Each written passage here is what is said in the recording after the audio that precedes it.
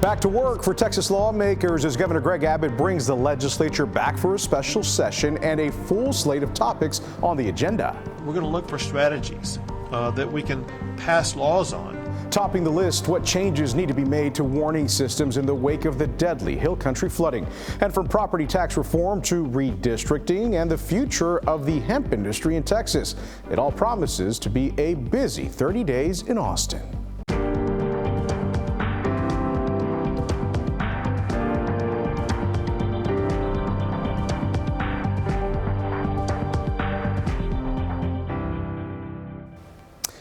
Hello again, everyone. Ken Molestina here in for Jack Fink this week. This is Eye on Politics. We welcome you in and thank you for joining us. I want to start now with the special session that kicks off at noon on Monday. Governor Greg Abbott wants all lawmakers to address 18 different topics, and topping the list is the state's response to the Texas flooding disaster in the Hill Country.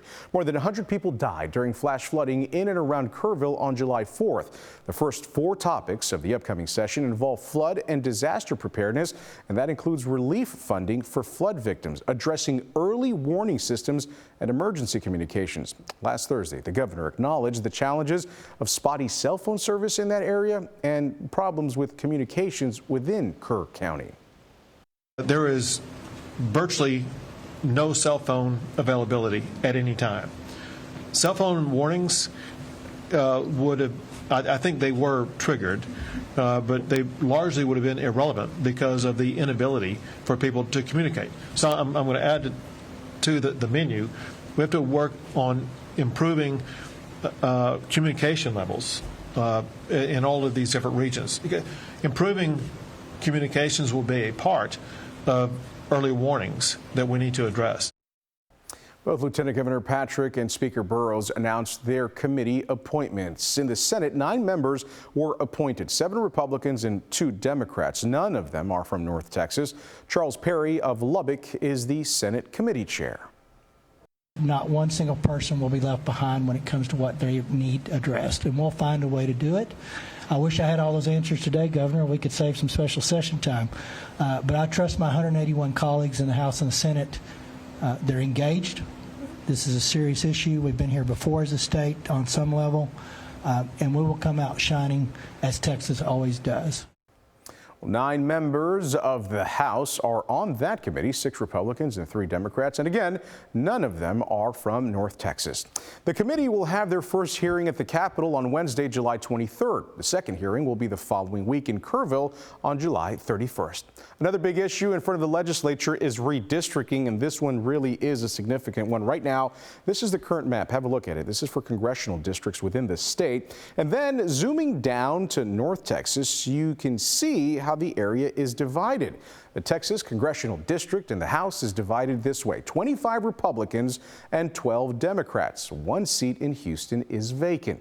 President Donald Trump making it clear that he wants to turn a red Texas even more red. I think we get 5, and there could be some other states. We're going to get another 3 or 4 or 5 in addition.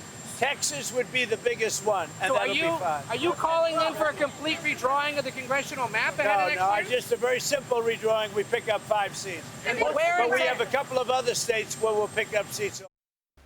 Well, Governor Abbott cited a letter from the Department of Justice that told him the state had 4 unconstitutional race-based congressional districts that need to be corrected. They include 4 seats held by Democrats, 3 of them in Houston and 1 in North Texas, the District 33 seat that is currently held by Mark Vesey. Members of the Texas Congressional Democratic delegation are now preparing for a political fight. They're shoring up their support and their messaging ahead of the start of the special session. They are specifically deciding to splinter the communities of common interest, as well as just blatantly say we are going to dilute minority voices. Well, I did ask CBS News correspondent Scott McFarlane about the redistricting debate. Here's what he had to say. Let me say this unequivocally and with emphasis. This is a fixation in Washington now. What is happening with the Texas legislature, how they do, if they do, redraw the lines in the districts mid-census. There's a concern from Democrats they could lose more seats in Texas from their congressional delegation if the lines are redrawn a certain way. There's some Republicans who are worried about the redraw, that it may knock out some incumbents in the process. The president's trying not to lose his majorities in the House in the midterm elections. That's already a possibility. He's looking to Texas to help reduce that possibility. We're going to talk about property taxes now and the governor's call for even more reform on the issue during the special session. Ellis County Representative Brian Harrison has filed 10 bills on the topic, including one bill to abolish ad valorem taxes altogether. Jack Fink spoke to Representative Harrison, who says the legislature didn't go far enough on property taxes during the regular session. If they gave us one job this session, it was to cut their property taxes immediately and put our state on a path to full elimination. And quite frankly, I offered budget amendments, over 30 of them, on our budget, and I identified $90 billion that we could cut out of our budget, and we could have cut people's property taxes in half, or about 40%, almost immediately. Well, before the deadly flash flooding and the calls to redraw the congressional district lines, a topic expected to get the most attention was regulating the hemp industry in the state of Texas. Governor Greg Abbott vetoed a bill that would have banned consumable THC products with less than 40 minutes to go before a midnight deadline. That happened last month, you might recall that. The governor says that he rejected the measure of legal concerns, and Lieutenant Governor Dan Patrick, who pushed for the bill during the regular session, did not hold back on his criticism of that decision. One can only come to this conclusion, which surprises me. The governor of the state of Texas wants to legalize recreational marijuana in Texas. All of that exposed a split between Republicans over whether to ban THC products. Dallas Democrat Michaela Plesa explained to Jack what she wants to see lawmakers accomplish during a special session on the issue. And Texas has now become the 40th state to expand its medical cannabis program, and I'm very proud of that. We need to make sure that veterans have access to the medicines they need, and people who are chronically ill have that freedom. And so what I would like to see is what we've seen in some of our neighboring states, right? Oklahoma has a medical cannabis program that also has something like regulations of THC and low-dose hemps and Delta 8s and Delta 9s. Louisiana has a program as well, and so does New Mexico. So I think that we can just look at our neighbor states to see what they're doing, what works for them, and how they're protecting their consumers. And I know the lieutenant governor has said that he basically says regulation basically would be allowing recreational use of marijuana. Do you agree with that? No, I think that that's silly, and I think that the lieutenant governor knows better than that. I think that Texans deserve freedom. I think that they know what's best for themselves. We should be allowing Texans to make choices as to how they deal with their chronic pain, and I believe that they know best, right? I'm not trying to regulate their use of medical cannabis. Well, another issue that we are keeping a very close eye on during the special session is Governor Abbott's call to eliminate the STAAR test. He wants it replaced with other ways to assess students' progress along with school accountability. A bill focused on that issue died in the last days of the regular session. And when lawmakers go back to work on Monday, we will be there. The I-Team's Andrea Lucia will be in Austin when the session begins. You can look for her reports on air and online. CBSNewsTexas.com will have you covered there. For some history of special sessions in Texas, let's bring in Sarah Jenkins now with a quick brief for this week. Texas lawmakers meet every 2 years for 140 days. But if they have unfinished work, the governor can call what's known as a special session. It's kind of like overtime for lawmakers. The governor is the only one who can call a special session, and they can call as many as they want, whenever they want, and there's no limit to the number of topics the governor wants lawmakers to tackle. The record is 253. It's held by William P. Hobby, the governor, in 1919. One special session can't last longer than 30 days, but can move as fast as lawmakers want. One called in 1923 lasted only an hour and no measures were passed. But these special sessions do come at a cost to taxpayers. A 30-day session can add up to or more than $800,000, which only covers per diems, essentials like food and lodging. The cost usually exceeds $1 million. That was our Sarah Jenkins. We are not through talking about the special session just yet. After the break, political observers join in on the conversation about what they expect to see over the next 30 days. Stay with us. All right, welcome back, everyone. Lawmakers have 18 topics on the agenda during the special session. Jack Fink spoke to fellow political reporters about the magnitude of this particular session. It's pretty bold. I'm not sure how they're going to get all this done in the span of 30 days. This is quite a slate even for a regular session.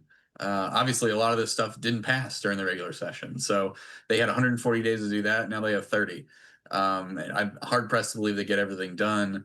A lot of it is red meat, taxpayer funded lobbying, the Women's Privacy Act, known as the bathroom bill, property tax relief still, and reform.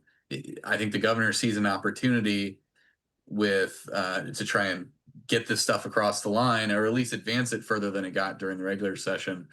And, we've got some top lines. We got the THC fight we knew was going to happen. We've got congressional redistricting, and then we've got flood mitigation.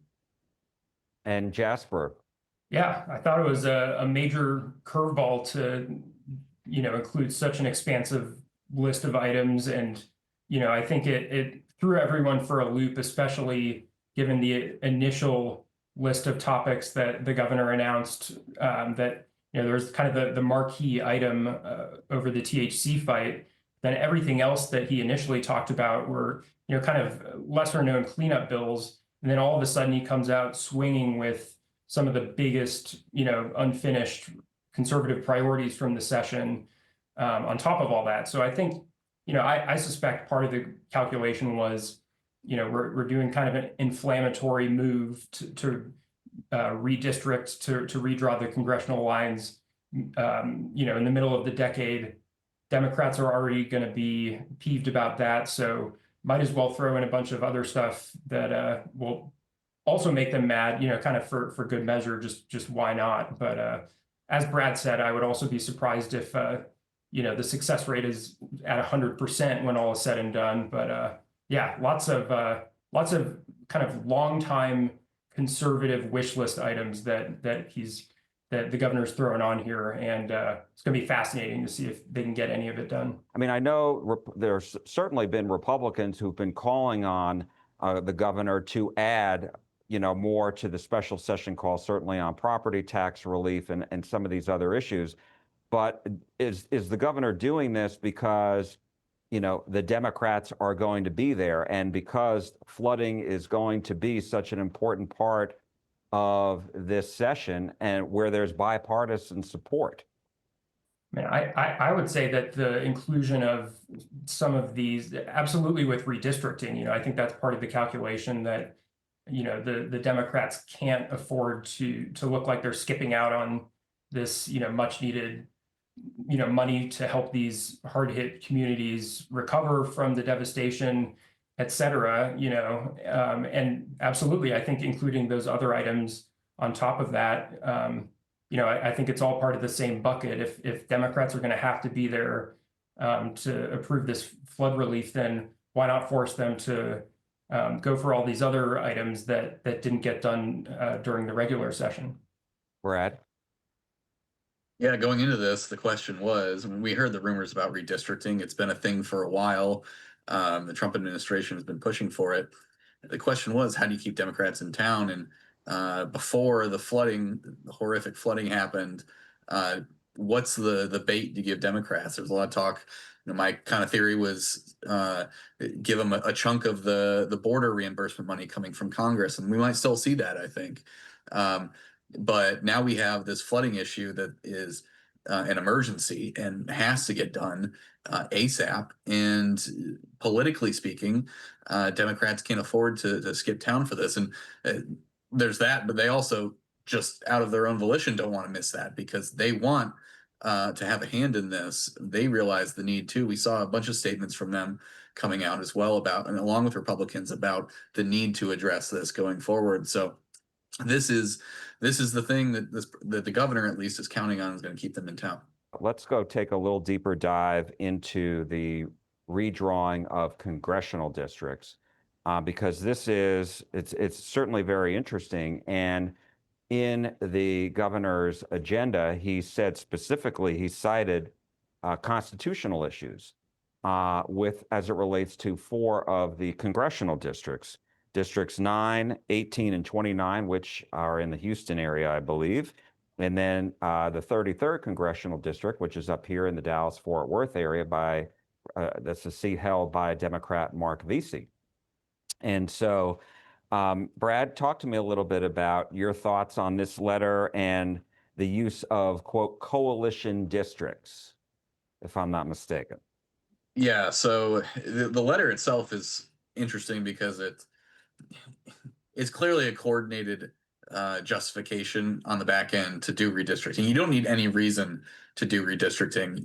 The legislature can redistrict at any point. They just have to do it at the first session after the census. So they could do it if they wanted. This is them trying to find cover to do it.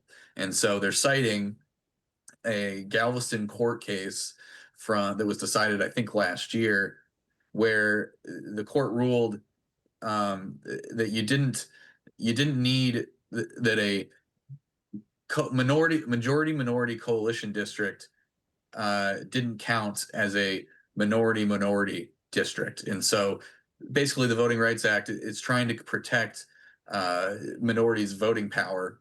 And so they found that a district that had 31% Hispanics and 20% Blacks those two demographics did not align enough to constitute themselves one minority in order to reach that threshold. So it's complicated legalese, but basically all these districts that are a combination of different minority demographic groups, if that constitutes a majority, then under this justification, they're able to be redrawn, at least under this case law. So it's really going to shake up the map a lot.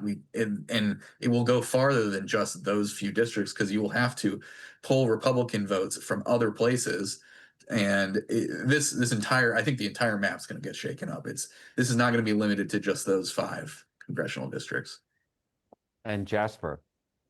Yeah, I mean, I think one sort of takeaway from what Brad was talking about there is, the part of the end game seems to be hoping, essentially, I don't know if this is like going to be an explicit effort to challenge, key provisions of the Voting Rights Act, but certainly, you could see a result where these maps, however they, get redrawn, are challenged in court, and under the, sort of the reshaped federal judiciary system, where you've got a bunch of new judges, installed by the Trump administration in recent years. I think it's fair to at least speculate that Republicans have that in the back of their mind, that, we could essentially see a big gutting of the Voting Rights Act that would, in the future, give them a lot more free rein to draw these districts, in ways where they don't have to be bound by keeping these minority communities, tightly packed together, so that, they don't have to think as much about concerns in diluting their votes. So kind of the one takeaway could be just far-reaching implications, not just beyond Texas, but for other states, future redistricting cycles. If, and I know we're several steps away from what I'm talking about here, but, I think that is absolutely in play, that, Republicans see an end game of making some changes through the courts to the Federal Voting Rights Act. Well, you can watch Jack's full interviews from this show on the CBS Texas YouTube page. Once there, just hit the subscribe button while you're on the page. We'll be right back. Stay with us. Democrats are starting to jump into the race for Texas Attorney General. Last Tuesday, Dallas County Senator Nathan Johnson announced the start of his campaign. He was first elected to the Senate back in 2018, and on Thursday, former Galveston Mayor Joe Jaworski said he wants the nomination. Jaworski ran for the same office in 2022, losing the Democratic nomination in a runoff. 3 Republicans want to be the next Attorney General, and that includes Senators Joan Huffman of Houston and Mays Middleton of Galveston. Aaron Wrights, who is a former Justice Department attorney, is also in the race for the nomination. Earlier this month, Congress passed President Trump's massive tax and spending bill, and now Republicans are talking about a possible second reconciliation bill. Jack Fink brought it up in his conversation with North Texas Rep. Beth Van Dyne. We have a lot of additional cleanup that we can do to address the waste, fraud, and abuse that have been identified, by the DOJ efforts. But there's a lot that we are able to do. I just don't want people to get the wrong idea that this bill was like the one and only. We've got a lot of things that we can do from now to the end of this year. And so this is being talked about right now, this second reconciliation bill. And when? Well, it's been being talked about, for several months now. I think Speaker Johnson's talked about it. I know Congressman Jason Smith, who was our chairman of Ways and Means, has been talking about it. So again, that will happen between sometime now and the end of the year. That's going to do it for Eye on Politics for this Sunday. Thank you so much for watching. I'm Ken Molestina in for Jack Fink this week. And don't forget that we are always listening to you at CBS News Texas.